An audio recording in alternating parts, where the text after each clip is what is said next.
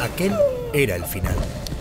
Subienkow había recorrido un largo camino de amargura y horrores, guiado como una paloma por el instinto que lo llevaba hacia las capitales de Europa. Y allí, en el punto más lejano, en la América rusa, el sendero se acababa. Estaba sentado en la nieve con los brazos atados a la espalda, esperando la tortura. Miró con curiosidad al enorme cosaco que, tendido de bruces sobre la nieve, gemía de dolor frente a él. Los hombres habían acabado con el gigante y se lo habían entregado a las mujeres. Sus gritos atestiguaban que ellas habían excedido en crueldad a los varones. Subienkow miró y se estremeció. No temía a la muerte. En el largo camino de Varsovia a Nulato, había arriesgado la vida demasiadas veces para temerle ahora al simple hecho de morir. Lo que sí le asustaba era la tortura. Era una afrenta a su espíritu. Una afrenta no por el dolor que tuviera que soportar, sino por el triste espectáculo que le haría ofrecer ese dolor. Sabía que rogaría, que suplicaría, que imploraría como lo habían hecho el gran Iván y los que le habían precedido. Y eso le repugnaba. Con valor y serenidad, con una sonrisa y una chanza, así había que morir. Pero perder el control, dejar que el dolor de la carne afectara su espíritu, chillar y escandalizar como un simio, rebajarse a la categoría de bestia, eso era lo terrible. No había tenido ocasión de escapar. Desde el primer momento, desde el día en que se había entregado al sueño apasionado de la independencia de Polonia, había sido un títere en manos del destino. Desde el primer momento, a través de Varsovia, de San Petersburgo, de las minas de Siberia, de Kamchatka, de los barcos alucinantes de los ladrones de pieles, el destino le había ido conduciendo hasta este terrible final. Indudablemente, en los cimientos del universo estaba escrito que acabaría así. Él, un hombre fino y sensible, con los nervios a flor de piel, un soñador, un poeta, un artista. Aún antes de que nadie imaginara su existencia, se había sentenciado que aquel manojo estremecido de sensibilidad que había de ser su persona sería condenado a vivir en la brutalidad más cruda y vociferante, y a morir en ese reino lejano de la noche, en ese lugar oscuro situado más allá del último confín. Suspiró. El bulto infame que tenía ante él era el gran Iván, el gigante, el hombre sin nervios, el de temple de acero, el cosaco convertido en pirata de los mares, flemático como el buey y dotado de un sistema nervioso tan resistente que lo que el hombre común consideraba dolor era para él apenas un simple cosquilleo. Pues bien, nadie como esos indios nulatos para encontrar los nervios de Iván y seguirlos hasta la raíz de su espíritu estremecido. Indudablemente, lo habían conseguido. Era inconcebible que un hombre pudiera sufrir tanto y, sin embargo, seguir viviendo. El gran Iván estaba pagando caro el temple de sus nervios. Ya había durado más del doble que cualquiera de los otros. Subienkow se dio cuenta de que no podía aguantar por más tiempo el sufrimiento del cosaco. ¿Por qué no moría ya? Si no dejaba de oír sus gritos, pronto se volvería loco. Pero cuando estos cesaran, le llegaría el turno a él. Y para colmo, allí estaba Yakaga, sonriéndole de antemano con una mueca brutal. Yakaga, el hombre a quien solo la semana anterior había arrojado del fuerte cruzándole la cara con el látigo que utilizaba para los perros. Yakaga se encargaría con gusto de él. Seguro que le reservaba torturas más refinadas, más exquisitas que las que destinaban a los otros. Del grito de Iván dedujo que aquel había sido un buen golpe. Las indias que se cernían sobre el cosaco retrocedieron un paso entre palmas y carcajadas. Subienkow vio entonces la acción monstruosa que habían perpetrado y comenzó a reír histéricamente. Las mujeres le miraron asombradas, pero Subienkow no podía dejar de reír. Así no llegaría a ninguna parte. Se dominó y poco a poco sus sacudidas espasmódicas se fueron calmando. Se esforzó por pensar en otras cosas y comenzó a leer en su pasado. Recordó a su padre y a su madre y al pony de pintas que le habían regalado y al profesor de francés que le había enseñado a bailar y le había prestado a hurtadillas un libro de Voltaire viejo y manoseado. Una vez más vio a París y el Londres melancólico y la alegre Viena y Roma. Y una vez más, vio a aquel grupo bravío de jóvenes que, como él, habían soñado con una Polonia independiente y con instaurar a un rey polaco en el trono de Varsovia. Allí había comenzado el largo camino. Al menos él era el que más había durado. Uno por uno, comenzando por los dos que habían ejecutado en San Petersburgo, había visto caer a todos aquellos valientes. Uno aquí, a manos de un carcelero. Otro allá, en el camino sangriento del exilio que habían recorrido durante meses sin fin. Otro más vencido por los golpes y los malos tratos de los guardias cosacos. Siempre el mismo salvajismo, un salvajismo brutal, bestial. Habían muerto de fiebres, en las minas, bajo el azote del látigo. Los dos últimos habían sucumbido en la huida, en la batalla con los cosacos. Solo él había logrado llegar a Kamchatka con los documentos y el dinero robados a un viajero que había dejado agonizando en la nieve. No había visto sino brutalidad. Todos aquellos años, mientras tenía el pensamiento puesto en salones, en teatros y en cortes, la brutalidad lo había asediado. Había comprado su vida con sangre. Todos se habían manchado las manos. Él mismo había asesinado a aquel viajero para poder robarle el pasaporte. Había tenido que probar su valor manteniendo sendos duelos con dos oficiales rusos en un mismo día. Había tenido que demostrar su valentía para ganarse un puesto entre los ladrones de pieles. Tras él quedaba el interminable camino que atravesaba toda Siberia y toda Rusia. No podía volver atrás. Por allí no había escape posible. No le quedaba más opción que seguir adelante. Atravesar el mar de Bering, oscuro y helado, para llegar a Alaska. El camino lo había llevado del puro y simple salvajismo a un salvajismo aún más refinado.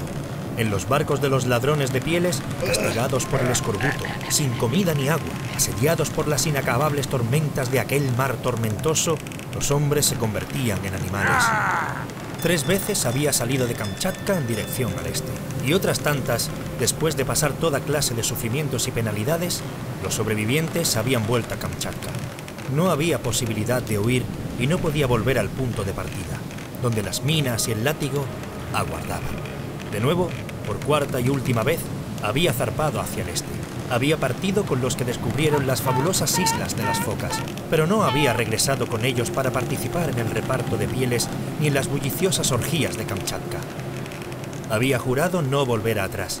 Sabía que si quería llegar a sus queridas capitales de Europa, tenía que seguir siempre adelante, y por eso había subido a bordo de otro barco y había permanecido en las oscuras tierras del nuevo continente. Sus compañeros de tripulación eran cazadores eslavos, aventureros rusos y aborígenes mongoles, tártaros y siberianos. Juntos habían abierto un camino de sangre entre los salvajes de aquel mundo nuevo. Habían exterminado aldeas enteras y se habían negado a pagar los tributos de pieles, pero a su vez habían sido víctimas de las matanzas a que los sometían otras tripulaciones. Él y un tal Finn habían sido los únicos supervivientes de la suya. Habían pasado un invierno de soledad y de hambre en una isla desierta del archipiélago de las Aleutianas y al fin, en primavera, la posibilidad de entre mil de que los rescatara otro navío se había realizado. Pero el salvajismo más terrible los seguía asediando. De barco en barco, siempre negándose a volver, había ido a parar a un navío que se dirigía a explorar las tierras del sur. Y a todo lo largo de la costa de Alaska no habían encontrado sino hordas de salvajes. Cada anclaje que efectuaban entre las islas abruptas o bajo los acantilados amenazadores de la tierra firme había significado una batalla o una tormenta. O soplaban vientos que amenazaban con destruirlos, o llegaban las canoas cargadas de nativos vociferantes con rostros cubiertos de pintura de guerra que venían a aprender qué virtudes sangrientas poseía la pólvora de aquellos señores del mar. Siempre navegando rumbo al sur, habían bordeado la costa hasta llegar a las míticas tierras de California. Se decía que grupos de aventureros españoles habían logrado abrirse camino hasta allí partiendo de México. En esos aventureros españoles había puesto su esperanza. Si hubiera logrado encontrarse con ellos, el resto habría sido fácil. 1 año o 2 más, ¿qué importaba? Habría llegado a México, luego un barco y Europa habría sido suya. Pero no había dado con los españoles, solo había tropezado con la eterna muralla inexpugnable del salvajismo. Los habitantes de los confines del mundo, cubiertos sus rostros de pinturas de guerra, les habían obligado a replegarse una y otra vez. Al fin, un día en que estos lograron apoderarse de uno de sus barcos y exterminar a toda la tripulación, el que tenía el mando de la flota decidió abandonar la empresa y regresar al norte. Pasaron los años. Estuvo a las órdenes de Tepenkov cuando se construyó el fuerte de Michailovsky. Pasó 2 años en la región de Kuskokwim. 2 veranos, en junio, logró llegar al extremo del estrecho de Kotzebue. Allí era donde las tribus se reunían a traficar, donde se encontraban pieles moteadas de venado siberiano, marfil de las Diómenes, pieles de morsa de las costas del Ártico, extraños candiles de piedra que pasaban de tribu en tribu y cuyo origen nadie conocía, y hasta un cuchillo de caza fabricado en Inglaterra. Aquel, Zhuvienkov lo sabía, era el mejor lugar para aprender geografía, porque halló allí esquimales del estrecho de Norton, de las Islas del Rey y de las Islas de San Lorenzo, del Cabo Príncipe de Gales y de Punta Barrow. Allí aquellos lugares tenían otros nombres y las distancias se medían en jornadas. Era una región vasta la de procedencia de aquellos salvajes. Y más vasta todavía era la región desde donde habían llegado hasta ellos, por caminos interminables, los candiles de piedra y el cuchillo de acero. Zhuvienkov amenazaba, halagaba y sobornaba. Todos los viajeros y los nativos de alguna extraña tribu eran llevados a su presencia. Allí se mencionaban peligros sin cuento, animales salvajes, tribus hostiles, bosques impenetrables y majestuosas cadenas montañosas. Y siempre, de lugares aún más lejanos, llegaban rumores de la existencia de hombres de piel blanca, ojos azules y cabellos rubios que peleaban como diablos y que buscaban pieles. Hacia el este decían que se hallaban, muy lejos, siempre hacia el este. Nadie los había visto. Era un rumor que corría de boca en boca. Fue aquel un duro aprendizaje. Se adquirían conocimientos de geografía a través de extraños dialectos, a través de mentes oscuras que mezclaban la realidad con la fábula y que medían las distancias en jornadas, que variaban según la dificultad del camino. Pero al fin llegó un rumor que le hizo concebir esperanzas. Al este había un gran río donde se hallaban los hombres de ojos azules. El río se llamaba Yukon. Al sur del fuerte Michailovsky desembocaba otro gran río que los rusos conocían con el nombre de Quikpak. Los dos eran el mismo, decía el rumor. Zhuvienkov volvió a Michailovsky. Durante un año trató de organizar una expedición a Quikpak. Al fin convenció a Malakov, el mestizo ruso, de que se pusiera al frente de una mixtura infernal. La horda más salvaje y feroz de aventureros mestizos que jamás hubiera salido de Kamchatka. Zhuvienkov iba de lugarteniente. Recorrieron los laberintos del delta del Quikpak, atravesaron las colinas de la ribera norte del río y en canoas de piel cargadas hasta la borda de mercancías para traficar y de munición, lucharon a lo largo de 500 millas contra las corrientes de 5 nudos de aquel río de una anchura que oscilaba entre los 2 y 10 millas y de muchas brazadas de profundidad. Malakov decidió construir un fuerte en Nulato. Zhuvienkov le instó a seguir adelante, pero pronto se reconcilió con la idea. El largo invierno se echaba encima. Sería mejor esperar. A comienzos del verano siguiente, cuando se derritieran los hielos, remontarían el Quikpak y se abrirían paso hasta las factorías de la compañía de la bahía de Hudson. Malakov no había oído el rumor de que el Quikpak era el Yukon, y Zhuvienkov no se lo dijo. Y comenzaron a construir el fuerte. Lo hicieron sobre la base de trabajos forzados. Las murallas formadas por hileras de troncos se elevaron entre suspiros y quejas de los indios mulatos. El látigo restalló sobre sus espaldas y era la mano de hierro de los bucaneros del mar la que sostenía el látigo. Algunos indios huían. Cuando lograban capturarlos, los traían hasta el fuerte, los obligaban a tenderse de bruces ante la puerta y allí demostraban a la tribu la eficacia del látigo. 2 murieron bajo los azotes. Muchos quedaron mutilados de por vida y el resto aprendió la lección y no volvió a intentar la huida. Antes de que vinieran las nieves, el fuerte estaba terminado. Había llegado la época de las pieles. Impusieron a la tribu un pesado tributo. Para obligar a los indios a satisfacerlo, redoblaron los golpes y los latigazos. Tomaron a mujeres y niños como rehenes y les trataron con la crueldad de que solo los ladrones de pieles son capaces.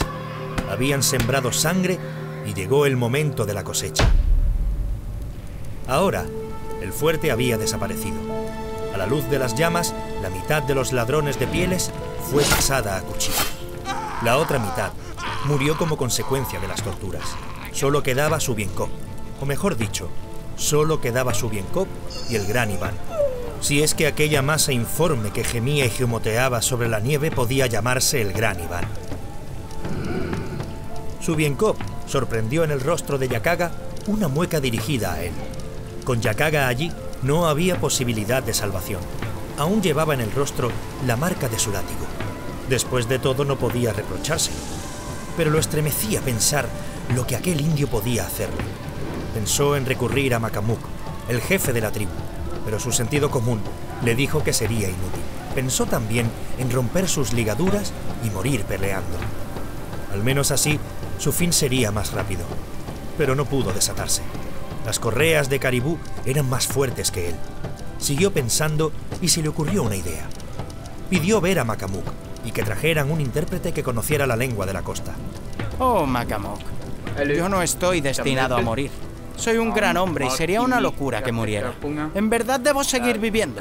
Yo no soy como esta carroña. Miró el bulto gimiente que había sido el Gran Iván y lo rozó despectivamente con la punta de su mocasín. Yo sé demasiado para morir. Mira que poseo una gran medicina. Yo solo sé el secreto.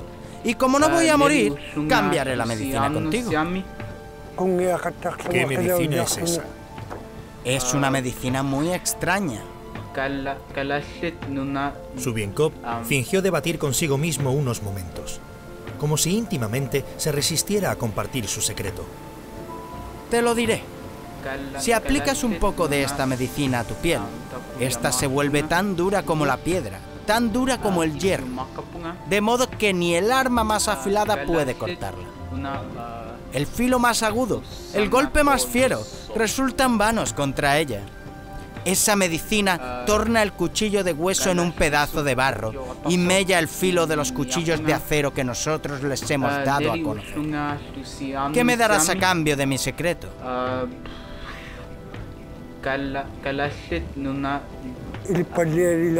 Te daré la vida.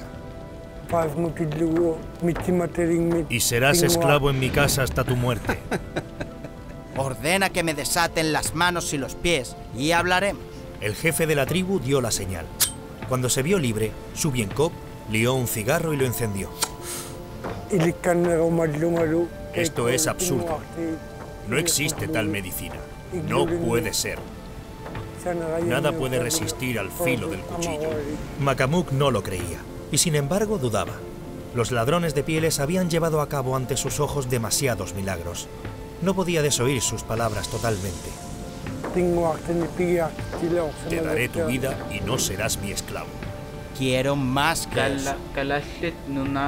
Subienkov se mostraba tan sereno como si regateara por una piel de zorro. Es una medicina milagrosa. Me ha salvado la vida en muchas ocasiones. Quiero un trineo con perros. Y que 6 de tus cazadores viajen conmigo río abajo hasta que me encuentre a una jornada de distancia del fuerte Mikhailovsky.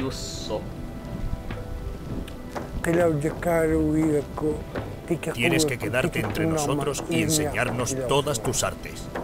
Subienkov se encogió de hombros y guardó silencio. Exhaló el humo de su cigarrillo en el aire helado y miró con curiosidad lo que quedaba del gran cosaco.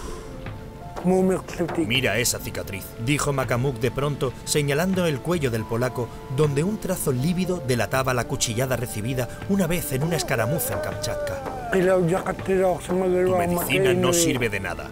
El filo de hierro fue más fuerte que ella. El hombre que me hirió era muy fuerte. Más fuerte que tú. Más fuerte que el más fuerte de tus cazadores. Más fuerte que él. De nuevo rozó con la punta del mocasín el cuerpo del cosaco. Había perdido el sentido. Ofrecía un espectáculo estremecedor y, sin embargo, la vida seguía aferrada a su cuerpo torturado por el dolor y se resistía a abandonarlo. Además, la medicina era débil. En ese lugar no crecían las bayas necesarias. En cambio, ustedes la tienen en abundancia. Mi medicina aquí será fuerte. Te dejaré ir río abajo y te daré el trineo y los perros y los 6 cazadores que has pedido para que te acompañen hasta que te halles a salvo. Tardaste en decidirte. Has ofendido a mi medicina al no aceptar inmediatamente mis condiciones. Ahora pido más. Quiero 100 pieles de castor. Quiero también 100 libras de pescado seco. Makamuk asintió porque el pescado allí era abundante y barato. Quiero 2 trineos. uno para mí y otro para transportar las pieles y el pescado. Y quiero que me devuelvas mi rifle. Si no aceptas en pocos minutos, el precio subirá más. Yakaga susurró algo al oído del jefe. ¿Cómo sabré que tu medicina obra el milagro que dices? Eso será fácil. Primero iré al bosque. Yakaga volvió a susurrar al oído de Makamuk. Se negó con gesto de recelo. Manda a 20 cazadores conmigo. Tengo que recoger las bayas y las raíces con que fabricar la medicina. Cuando hayas traído a mi presencia los 2 trineos y los hayas cargado con el pescado, las pieles de castor y el rifle, y cuando hayas seleccionado a los 6 cazadores que han de acompañarme, cuando todo esté listo, me frotaré el cuello con la medicina y pondré la cabeza sobre ese tronco. Entonces ordenarás al más fuerte de tus cazadores que aseste 3 hachazos sobre mi cuello. Tú mismo puedes hacerlo si así lo deseas. Makamuk permaneció en pie con la boca entreabierta, empapándose en aquella última y más portentosa de las maravillas de los ladrones de pieles. Pero primero, entre hachazo y hachazo has de permitirme que me aplique la medicina. El hacha es fuerte y pesada y no puedo arriesgarme a cometer un error. Todo lo que has pedido será tuyo. Comienza a preparar tu medicina. Subienkov ocultó como pudo su alegría. Era aquella una partida desesperada y no podía permitirse el menor desliz. Habló con arrogancia. Has sido lento. Mi medicina se ha ofendido. Para enmendar la ofensa habrás de darme a tu hija. Señaló a la muchacha, una criatura de expresión maligna, con una nube en un ojo y afilados dientes de lobo. Makamuk se enfureció, pero el polaco seguía imperturbable. Lió y encendió otro cigarro. Date prisa. Si no te decides enseguida, pediré más. En el silencio que siguió, la tenebrosa escena nórdica se esfumó ante sus ojos. Y vio una vez más su tierra natal, y Francia. Y en un momento que miraba a la muchacha de dientes de lobo, recordó a otra muchacha, una bailarina y cantante que había conocido cuando, muy joven, había ido por primera vez a París. ¿Para qué quieres a la muchacha? Para que me acompañe en mi viaje. Será una buena esposa y constituirá un honor digno de mi medicina emparentar con una mujer de tu sangre. De nuevo recordó a la bailarina y tarareó en voz alta una canción que ella le había enseñado. Revivía su pasado, pero de un modo impersonal, lejano, mirando las imágenes de su juventud como si se trataran de fotografías impresas en un libro de la vida de otra persona. La voz del jefe rompió abruptamente el silencio sacándolo de su abstracción. Así se hará. La muchacha irá contigo, pero quedamos de acuerdo en que seré yo quien descargue los 3 hachazos sobre tu cuello. Pero recuerda que antes de cada uno de ellos habré de aplicarme la medicina. Te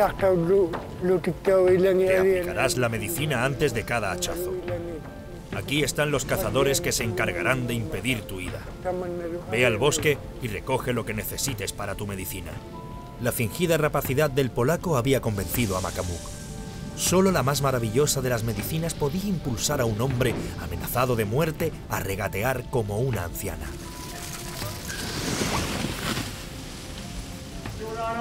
Además, cuando tengas el secreto de la medicina puedes matarle. ¿Cómo podré matarle? Su medicina me impedirá hacerlo.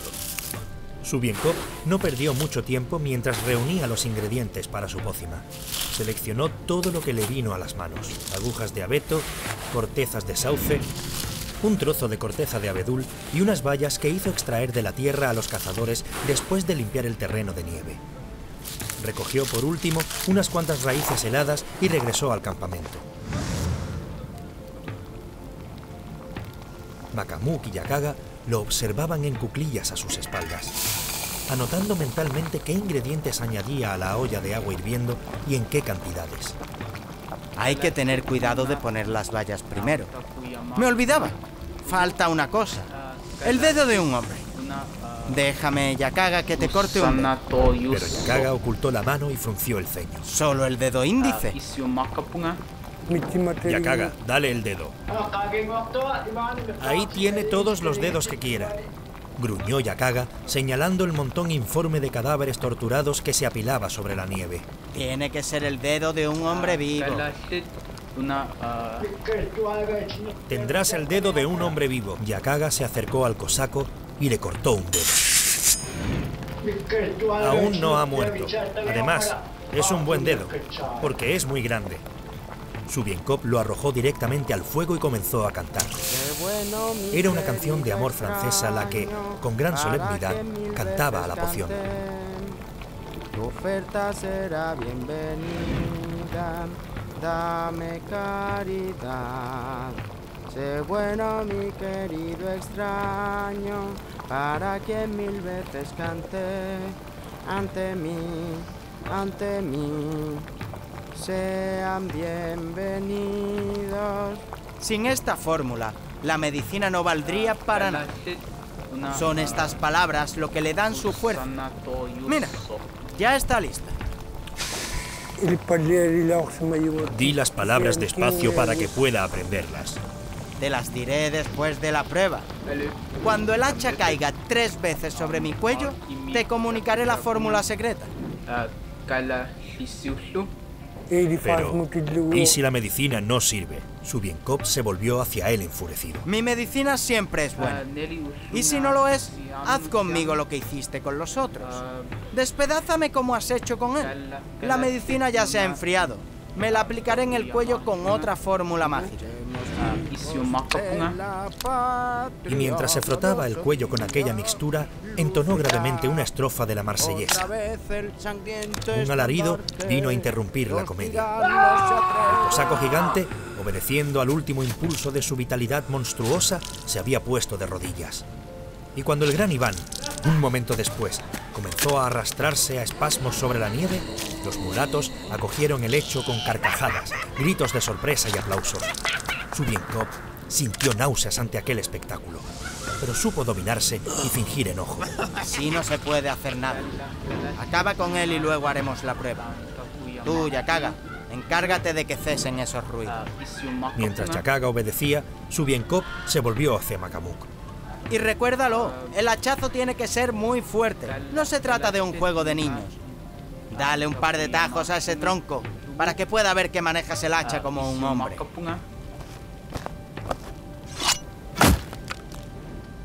Muy bien. Subienkov miró en torno suyo al círculo de rostros salvajes que parecían simbolizar una muralla de brutalidad que lo habían rodeado desde aquel día lejano en que la policía del zar lo había arrestado en Varsovia. Toma tu hacha, Makamuk, y ponte de pie aquí. Yo me echaré sobre el tronco. Cuando levante la mano, asesta el golpe. Hazlo con toda tu fuerza y ten cuidado de que nadie se ponga detrás de ti. La medicina es buena y el hacha puede rebotar en mi cuello y saltar de tus manos. Miró los 2 trineos con los perros enganchados y cargados de pieles y pescado. Sobre las pieles de castor yacía su rifle, y junto a los trineos esperaban los 6 cazadores que iban a constituir su guardia. ¿Dónde está la muchacha? Que la lleven junto a los trineos antes de que dé comienzo la prueba. Cuando hubieron satisfecho su deseo, Subienkov se echó en la nieve y puso la cabeza sobre el tronco, como un niño fatigado que se dispone a dormir. Había vivido tantos años y tan terribles que de verdad estaba cansado. Me río de ti y de tu fuerza, Makamuk. ¡Pega y pega fuerte! Levantó la mano. Makamuk blandió el hacha, una segura de las que utilizaban los indios para cortar troncos. El acero hendió como un rayo el aire helado. Se detuvo una fracción de segundo a la altura de su cabeza y descendió después sobre el cuello desnudo de Subienkov. Carne y hueso cortó la hoja limpiamente, abriendo después una profunda hendidura en el tronco. Los salvajes, asombrados, vieron caer la cabeza a 1 metro de distancia del tronco ensangrentado. Se hizo un profundo silencio, durante el cual, poco a poco, se fue abriendo camino en las mentes de aquellos salvajes la idea de que no existía tal medicina. El ladrón de pieles los había engañado. De todos los prisioneros, solo él había escapado de la tortura. En eso había consistido su jugada. De pronto se levantó una oleada de risotadas. Makamuk agachó la cabeza avergonzado. El ladrón de pieles lo había burlado. Lo había ridiculizado ante los ojos de todos. Mientras los salvajes continuaban riendo a carcajadas, Makamuk se volvió y se alejó con la cabeza agachada. sabía que desde aquel día ya no sería Macamuk, sería el burlado. La fama de su vergüenza lo seguiría hasta la muerte, y cuando las tribus se reunieran en primavera para la pesca del salmón, o en el verano para traficar, junto a las hogueras de los campamentos se referiría a la historia de cómo el ladrón de pieles había muerto una muerte digna a manos del burlado. ¿Quién fue el burlado?, oía preguntar en su imaginación a un jovenzuelo insolente. El burlado, le responderían, fue aquel a quien llamaban Macamuk antes de que cortara la cabeza al ladrón de piel.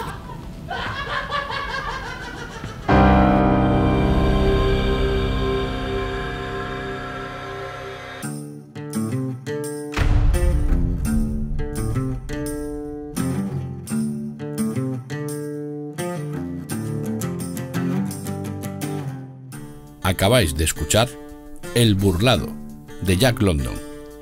Narrador, Macamuk y Yakaga, Pablo Mons.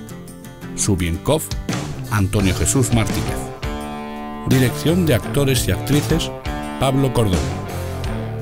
Efectos para las voces, Antonio Jesús Martínez. Montaje y edición, José Silvente y Daniel Domínguez. Corrección, Francisca Caballero. Dirección y producción, José Silvente. Si queréis colaborar con nosotros, enviadnos vuestros relatos a nuestro correo. Y si no os queréis perder nada de nuestro contenido, seguidnos en redes sociales, YouTube, iVoox y Spotify.